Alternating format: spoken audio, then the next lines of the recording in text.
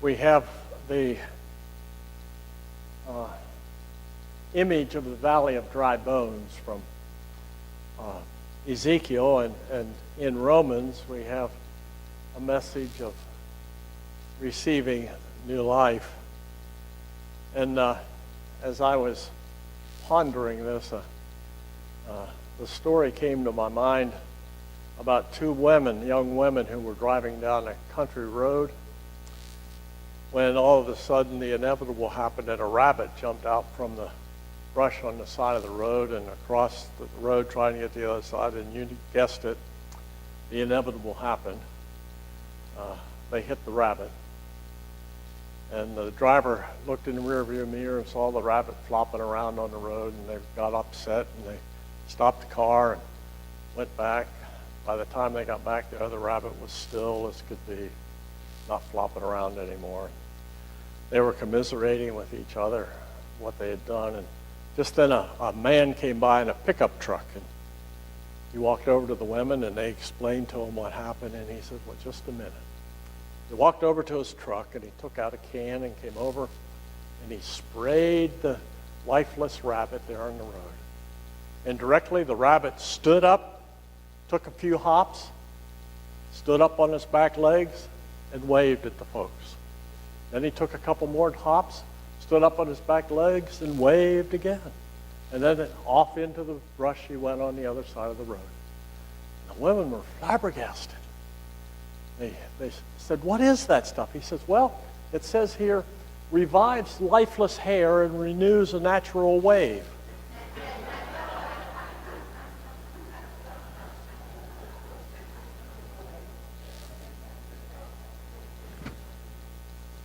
I wish I had a magic potion like that for the church these days.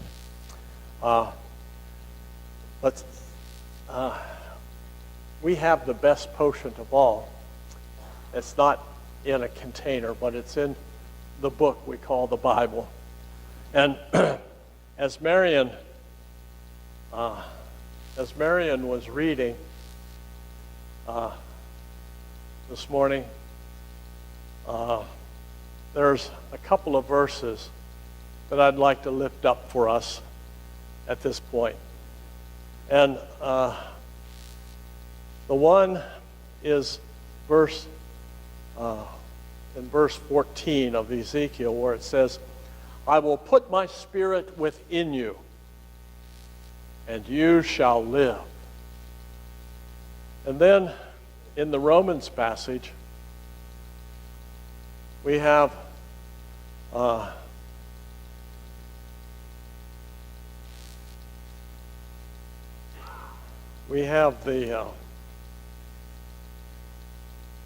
10th, in the 10th verse it says, but if Christ is in you, though the body is dead because of sin, the spirit is life because of righteousness. If the spirit of him who raised Jesus from the dead dwells in you, he who raised Christ from the dead will give life to your mortal bodies also. Let's pray together. Lord God, you've promised to meet those who seek your face. Come now and reveal your presence to us as we make ourselves present to you, to the glory of your holy name. Amen. Amen.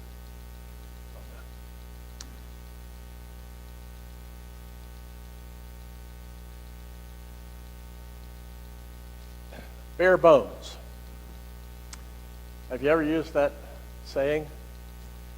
What does it mean that something is just bare bones? Or another one is get real, be real. What does it mean to be real, to get real? What does it mean to be a real Christian?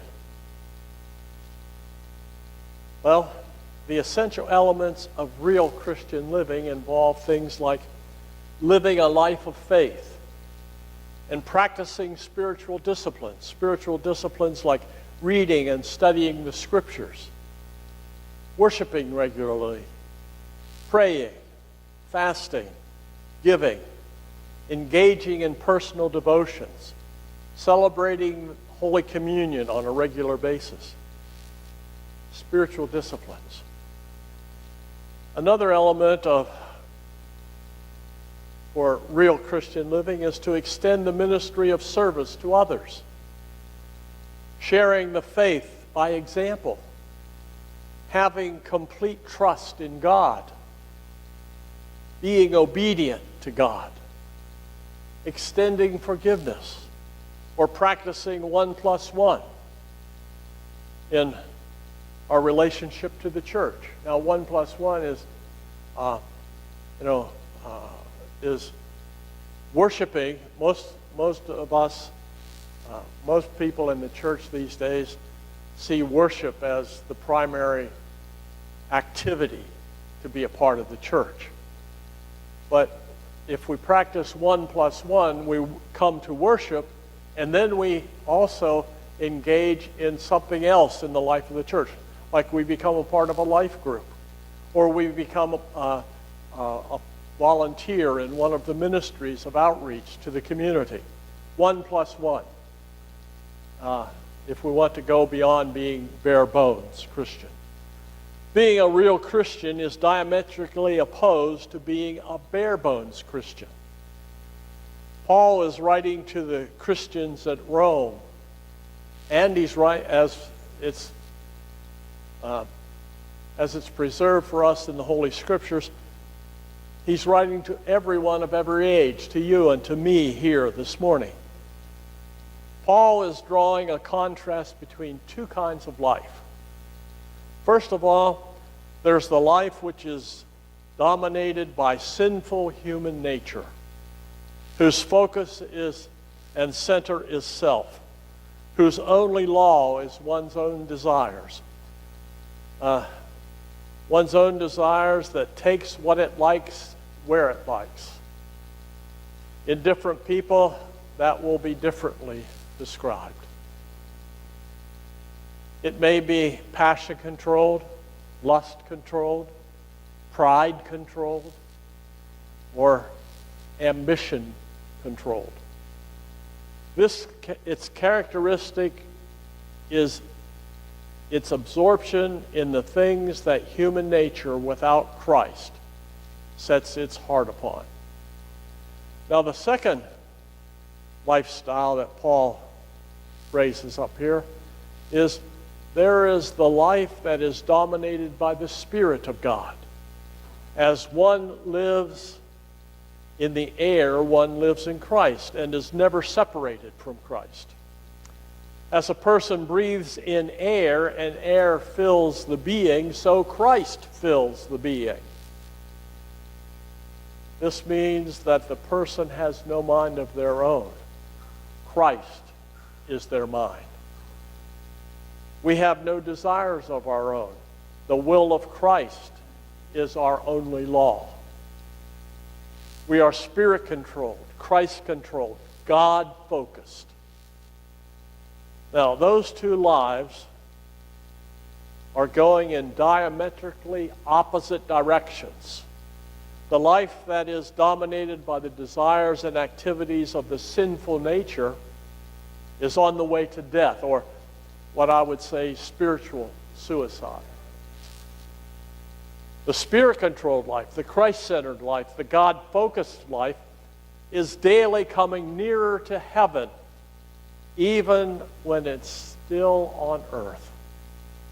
The Spirit-controlled, Christ-possessed person is on the way to life, real life. Now, how does one become real?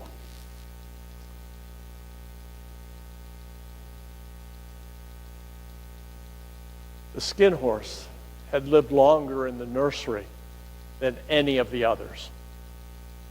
He was so old that his brown coat had bald patches and showed the seams underneath.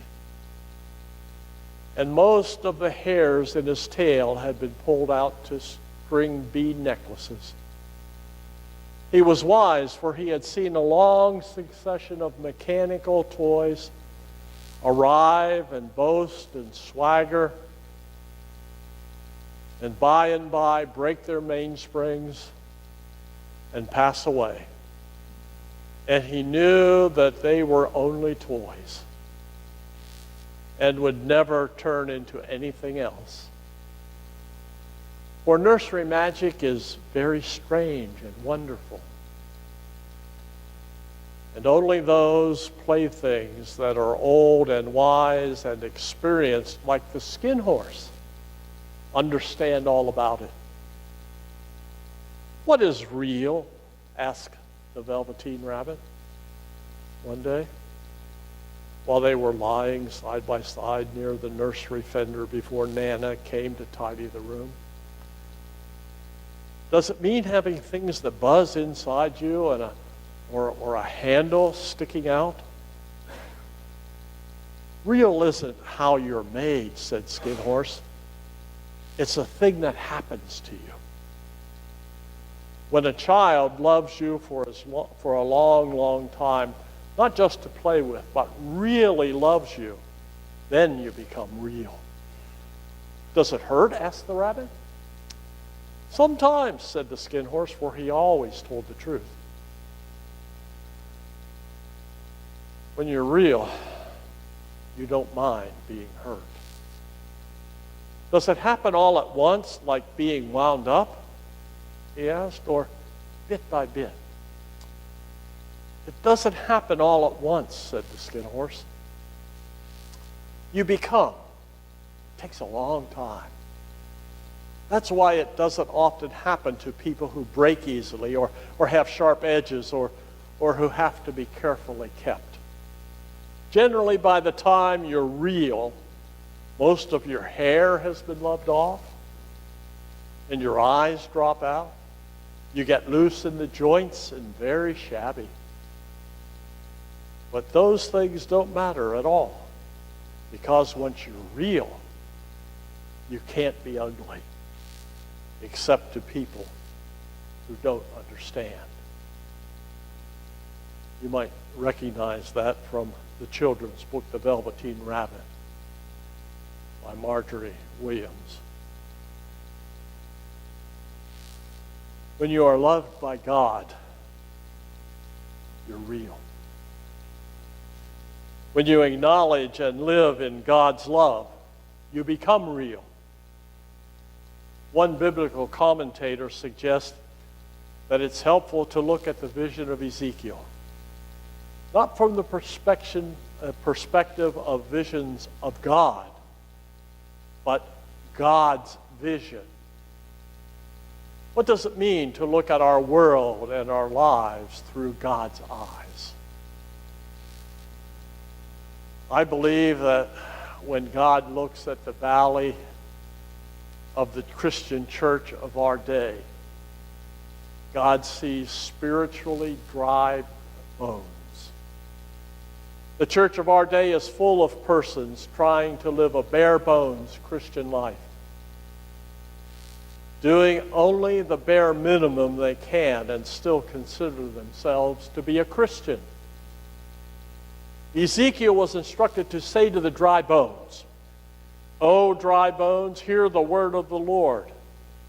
And this required a leap of faith for Ezekiel. If we want to be alive spiritually, then a leap of faith is required by each of us. A leap of faith is required by each of us. Ezekiel's vision was lifted to a higher plane. Now he was viewing the bones through God's eyes. Ezekiel challenges his fellow exiles and generations of readers, that's you and me, to view their circumstances not through their own limited vision, but through God's eyes, God's vision. Can these spiritually dry bones live? Looking at them through our human eyes, the answer is, of course not. But look at them through God's eyes and watch bones rush to their appropriate partners Watch as ligaments bind them together, flesh blankets them, and skin seals them tightly. Watch as God's Spirit, which heals hopelessness, infuses them so that they rise up like a great army, testifying to the power of Yahweh. When we raise our vision to look beyond what is mundane, we watch the impossible happen through God's eyes. I can't believe my eyes, we say. Consider, for example, the crucifixion and death of Jesus. Surely for Jesus and Jesus' friends and family, those who had pinned their hopes to Jesus, the cross must have seemed like the starkest of zeros, the hardest death, not only for Jesus, but also for their hopes. And yet, that instrument of scandalous, disgraceful death becomes, for Christians of every age, a powerful symbol of hope, a powerful symbol of life beyond death, a powerful symbol of salvation. When we look at the cross through the eyes of God, death becomes life. Nobel laureate and Holocaust survivor Elie Wiesel has observed that Ezekiel's vision of the valley of dried bones bears no date, because every generation needs to hear in its own time that these bones can live. Like the Hebrew exiles of old, we too at times feel as good as dead. We are null and void inside, but if we look through God's eyes, we can see a broader reality, a broader basis for hope. God can sustain us and fill our barren experiences with a lively hope. Is it possible? Absolutely not. Disbelievers affirm this positively. But look with God's vision and watch what happens. Real. It's a thing that happens to you. Real is being Spirit-controlled, Christ-controlled, God-focused. We are challenged to view our circumstances not through our own limited vision, but through God's eyes, God's vision for us. The Apostle Paul writes, "But if Christ is in you, though the body is dead because of sin, the Spirit is life because of righteousness. If the Spirit of him who raised Jesus from the dead dwells in you, he who raised Christ from the dead will give life to your mortal bodies also through the Spirit that dwells in you."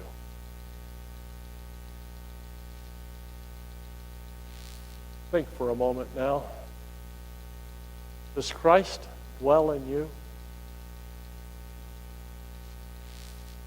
Do you need to make room for Christ in your life? What is it that you need right now? What is it that you need right now to put life into the spirit, to put life into the spiritually dry bones of your life? What is it that you need right now in order that you can be Spirit-controlled, Christ-controlled, God-focused? God's desire is for all of us to be real,